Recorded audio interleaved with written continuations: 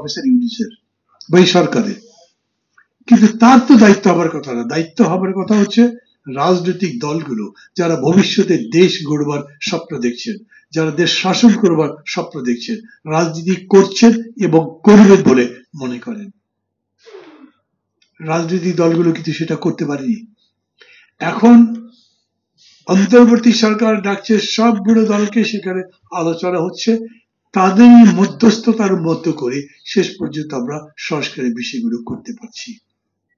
আবার বলি, বাংলাদেশ না দুটো একটা ঘটনায় খুবই ইউনিক। বাংলাদেশে একবার সরকার পতন হয়েছে আর বিরোধী দল পুরো পলায়ন করেছে, বুঝে নিলে বুঝে নেবেন। এইবারও সরকার পতন হয়েছে, সবচেয়ে বড় বিরোধী দল সাইডলাইনে ছিল।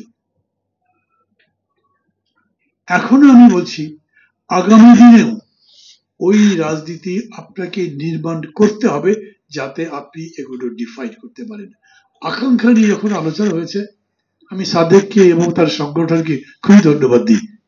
এই যে চেষ্টাটা করা না, নিজেদের মধ্যে আলোচনা করা, এখন পর্যন্ত এই সোসাইটির আগের চাইতে অনেক বেশি সাধারণ মানুষ যারা রাজনীতি করে না তাদের ভূমিকা বেশি দেখছি আমি আগের চাইতে।